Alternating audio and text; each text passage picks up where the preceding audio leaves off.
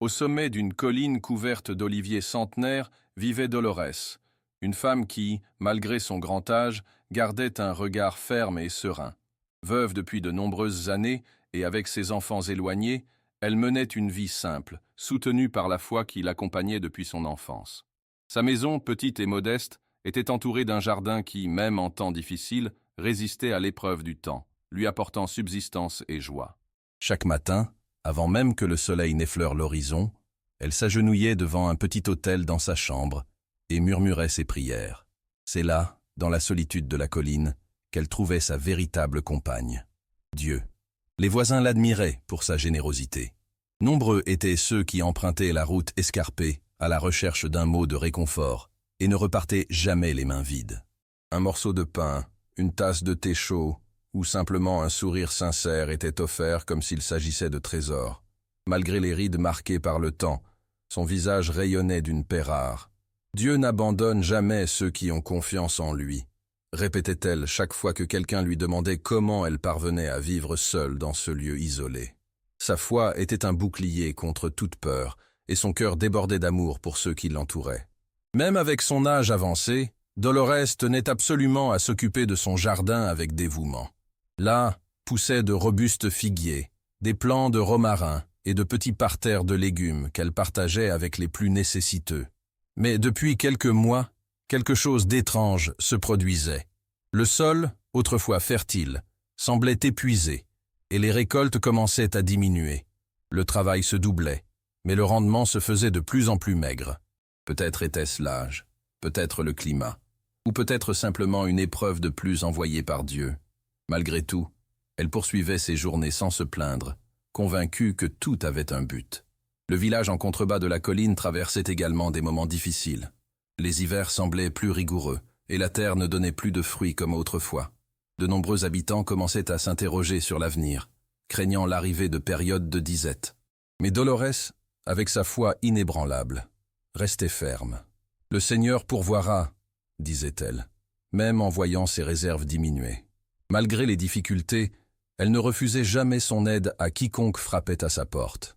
À chaque aliment partagé, sa confiance grandissait, car elle savait que la véritable subsistance ne venait pas de la terre, mais du ciel. Cependant, quelque chose était sur le point d'arriver. Une nuit, alors qu'elle terminait sa dernière prière du jour, elle ressentit un vent différent traverser les interstices de la fenêtre. L'air semblait plus lourd, chargé d'un pressentiment qu'elle ne parvenait pas à expliquer. Le vieux coq qui l'accompagnait depuis des années resta silencieux, et son chat, Simao, paraissait agité. Dolores resta immobile, regardant par la fenêtre le ciel sombre, comme si elle attendait une réponse. Et à cet instant, un tonnerre déchira le silence de la nuit. La tempête qui s'approchait ne serait pas qu'une forte pluie, ce serait une véritable épreuve pour sa foi.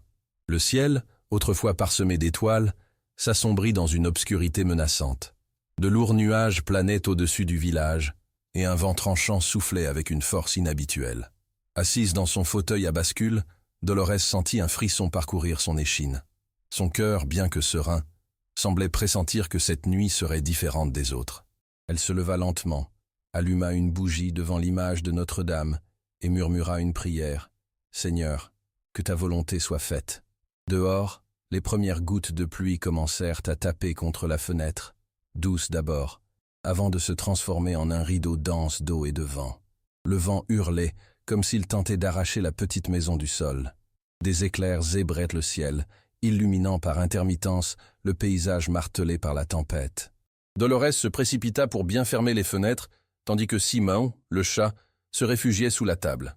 Le vieux coq, agité, chantait sans arrêt à l'intérieur du poulailler. Lorsqu'un coup de tonnerre plus puissant fit trembler les murs de la maison, elle sut que la situation empirait. Le bois de la porte principale craquait sous la pression du vent, et dehors, on pouvait entendre les branches des arbres se briser comme si elles n'étaient que de fragiles brindilles. Au cœur du chaos de la tempête, un fracas plus fort que tous les autres fit frissonner Dolores. Un morceau du toit ne résista pas et s'effondra, laissant l'eau s'engouffrer avec fureur. La pluie s'infiltrait dans la maison, trempant le sol en terre battue et les quelques meubles qu'elle possédait. La vieille femme s'agenouilla au milieu du salon, tenant son chapelet entre des doigts tremblants. Les larmes se mêlaient à l'eau qui coulait sur son visage, mais elle ne cessait de prier. Seigneur, j'ai confiance en toi, répétait-elle, même lorsque tout semblait s'effondrer autour d'elle. La tempête dura toute la nuit, comme pour mettre à l'épreuve la résistance de cette petite maison sur la colline. Dolores ne dormit pas. Elle resta en prière, ressentant à chaque coup de tonnerre la présence de quelque chose de plus grand. Lorsque, enfin, le premier rayon de soleil perça le ciel chargé de nuages, elle se leva péniblement et ouvrit la porte. Ce qu'elle vit lui coupa le souffle. Son jardin était détruit. Le vent avait déraciné les arbres fruitiers, les parterres étaient détrempés et bouleversés, et la clôture qui séparait sa maison du chemin était renversée. Ce qui avait fallu des années à cultiver avait été anéanti en une seule nuit.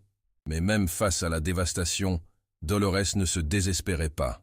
Elle savait que tout dans la vie avait un but et que Dieu n'autorisait jamais une douleur sans en tirer une leçon. Elle prit une profonde inspiration, serra le chapelet contre sa poitrine et murmura « Ainsi soit-il ».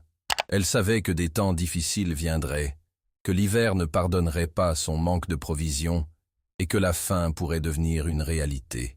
Pourtant, quelque chose en elle lui disait que ce ne serait pas une histoire de perte, mais de renouveau. La même force qui l'avait soutenue toute sa vie était toujours là, à ses côtés. Et, sans qu'elle le sache, la réponse à ses prières était déjà en route. Le matin suivant la tempête, le silence régnait sur la colline. Le ciel portait encore les traces des nuages sombres de la nuit précédente, mais un timide rayon de soleil parvenait à percer, illuminant la terre détrempée. Dolores sortit pour évaluer les dégâts. Bâton de bois en main, elle marchait lentement parmi les ruines de son jardin. Chaque pas était un rappel de la dévastation qu'elle avait endurée. Le poulailler avait tenu bon, mais ses cultures étaient détruites, et les réserves de nourriture qu'elle gardait dans un vieux coffre avaient été ruinées par l'eau. Malgré cela, elle ne se plaignait pas. Elle murmurait seulement une prière, se répétant que Dieu pourvoirait. Au loin, sur le chemin boueux menant à sa maison, une silhouette apparut. C'était un homme, vêtu d'une soutane marron, marchant lentement avec un air serein. Son visage portait les marques du temps, mais ses yeux reflétaient une paix inexplicable. À mesure qu'il s'approchait, Dolores reconnut quelque chose de familier dans la présence de ce frère. Il s'arrêta devant elle, lui sourit tendrement et la salua d'un léger signe de tête. « Paix et bien, ma fille », dit-il d'une voix profonde et accueillante. Dolores sentit une vague de chaleur parcourir son corps, comme si elle se trouvait en présence de quelqu'un qu'elle connaissait déjà, bien qu'elle ne l'eût jamais vu auparavant. Le frère se présenta sous le nom de Padre Pio et expliqua qu'il était en pèlerinage dans ces contrées lorsqu'il avait ressenti un appel puissant à monter jusqu'à cette colline. « Dieu m'a envoyé ici », dit-il simplement, comme si cela était tout naturel. Dolores l'invita à entrer, lui préparant un thé avec les herbes qu'elle possédait encore. Pendant qu'ils conversaient, il l'écoutait avec attention, comme s'il savait déjà tout avant même qu'elle ne parle. Lorsqu'elle évoqua la tempête et la destruction de son jardin, Padre Pio se contenta de sourire légèrement et dit « Dieu ne nous abandonne jamais. Parfois, il permet à la tempête de venir pour qu'autre chose de nouveau puisse naître. » Dolores sentit les paroles du frère toucher son cœur d'une manière toute particulière. Ce n'était pas qu'un simple conseil, c'était une vérité profonde qui résonnait en elle. Padre Pio sortit alors un petit sac de sa besace et le posa sur la table. À l'intérieur, il y a un peu de blé et quelques graines. Cela ne semble peut-être pas grand-chose, mais Dieu multipliera tout ce qui est planté avec foi. La vieille femme regarda ce présent les yeux embués de larmes. Ce n'était pas simplement de la nourriture ou des graines, c'était une réponse directe à sa prière. Elle saisit les mains du frère avec gratitude, et à cet instant, remarqua quelque chose d'extraordinaire. Ses doigts portaient les marques des stigmates du Christ. Avant de partir, Padre Pio leva la main au-dessus de la tête de Dolores et offrit une brève prière. Son regard débordait d'une compassion si profonde qu'elle sentit un poids invisible se lever de ses épaules. « La foi ne nous sauve pas des épreuves, mais nous apprend à les affronter », dit-il avant de reprendre sa route. Dolores resta debout sur le seuil, le regardant disparaître sur le chemin, comme s'il s'agissait d'une vision. Cette rencontre allait tout changer. Elle savait que ce n'était pas le fruit du hasard. Ce qui se passerait à partir de ce moment ne serait pas seulement la reprise de son jardin, mais une renaissance de sa foi, de sa force et de sa mission. Ce même jour, avec en main les graines et le blé offerts par Padre Pio, Dolores s'agenouilla sur le sol, imbibé d'eau, et pria. Ce n'était pas une prière de désespoir, mais de soumission. Les larmes aux yeux, elle remercia non seulement pour ce qu'elle avait reçu, mais aussi pour la tempête qui, d'une certaine manière, la préparait à quelque chose de plus grand. Avec ses mains tremblantes, elle se mit à travailler la terre dévastée, creusant de petits sillons et y déposant les graines de l'espoir. À chaque poignée de terre qu'elle replaçait sur les graines, elle murmurait « Seigneur, multiplie ce que je plante ici, comme tu as multiplié les pains et les poissons. » Au début, tout semblait être un effort solitaire. Les villageois connaissaient la dévastation, mais peu osaient monter jusqu'à la colline. Chacun était occupé à gérer ses propres pertes. Pourtant, quelque chose commença à se produire. D'abord, ce fut Martha, une veuve qui avait toujours reçu du pain de la part de Dolores lorsqu'elle était dans le besoin. En la voyant travailler seule, elle monta avec un seau d'eau fraîche et un regard déterminé. « Si le Seigneur a envoyé des graines, alors nous devons veiller à ce qu'elles poussent, » dit-elle. Ensuite vinrent les frères Thomas et Angelo, apportant des outils pour aider à reconstruire le poulailler et réparer la clôture renversée. La nouvelle se répandit rapidement. En peu de temps, la colline, autrefois silencieuse et désolée, devint un lieu de mouvement et d'espoir.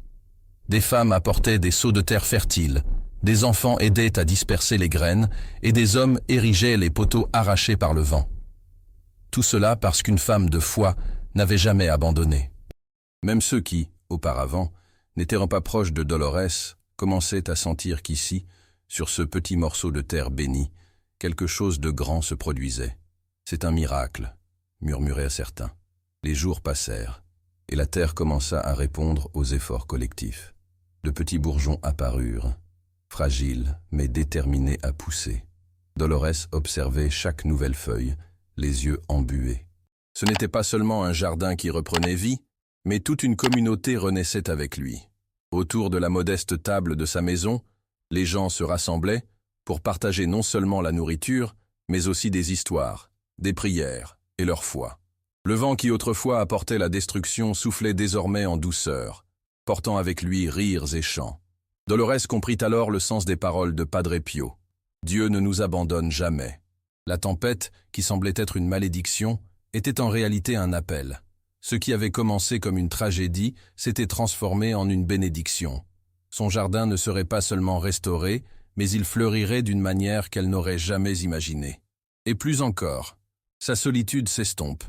Ce qui était autrefois une maison isolée au sommet de la colline était devenu un lieu où la foi se multipliait, comme les graines plantées dans le sol.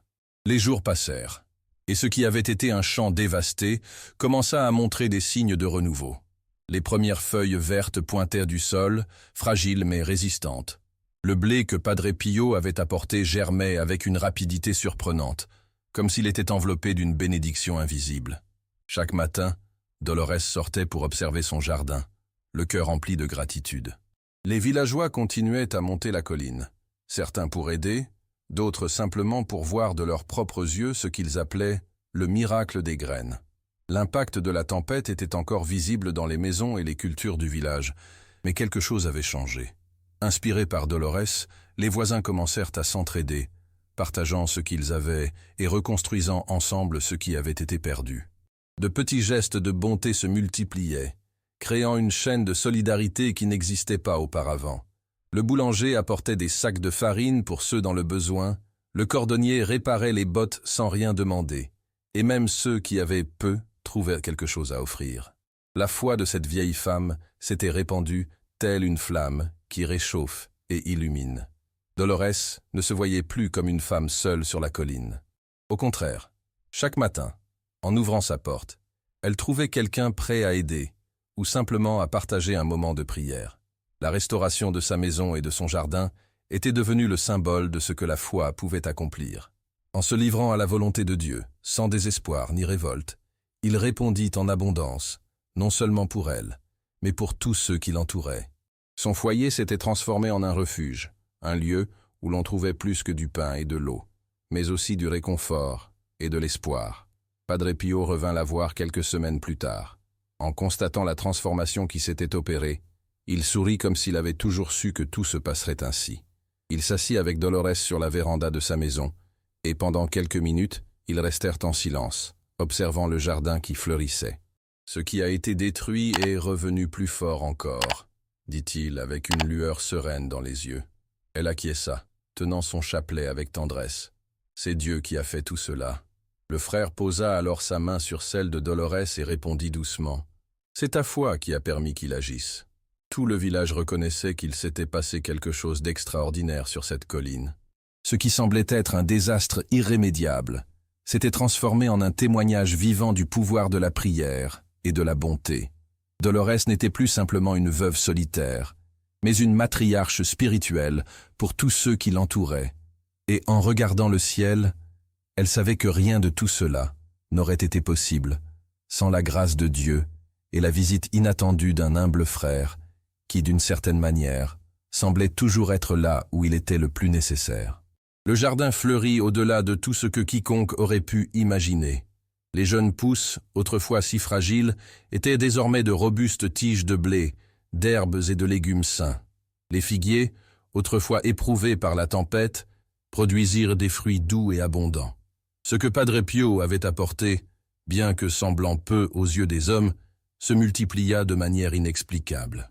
Les voisins qui avaient aidé à la plantation récoltaient aux côtés de Dolorès, et personne ne rentrait chez lui les mains vides. Mais le véritable miracle ne résidait pas seulement dans le jardin renouvelé, mais dans ce qui se passait dans le cœur des gens. Le village changea. Là où régnait autrefois le découragement et l'inquiétude face aux temps difficiles, il y avait désormais de l'union et de la générosité. Les gens se regardaient les uns les autres autrement, comprenant que la providence de Dieu se manifestait souvent à travers des mains tendues pour aider. Dolorès, autrefois perçue comme une simple veuve pieuse, était désormais considérée comme un exemple vivant de foi. Sa maison était devenue un lieu de rencontre pour les conversations, les partages et les prières. « Ce n'est pas moi », répétait-elle toujours avec humilité. « C'est Dieu qui agit lorsque nous ouvrons notre cœur. » Padre Pio revint une dernière fois avant de repartir pour continuer sa mission. Il s'assit aux côtés de Dolorès et observa en silence le village en contrebas de la colline. Elle remarqua qu'il souriait d'une manière différente, comme s'il voyait quelque chose au-delà du visible. « Maintenant ils savent, » dit-il, sans qu'elle ait besoin de demander. « Les miracles se produisent là où il y a la foi. Et toi, ma fille, tu as été l'instrument par lequel ils l'ont vu. » Avant de partir, il fit une prière pour elle, laissant dans l'air une paix indescriptible.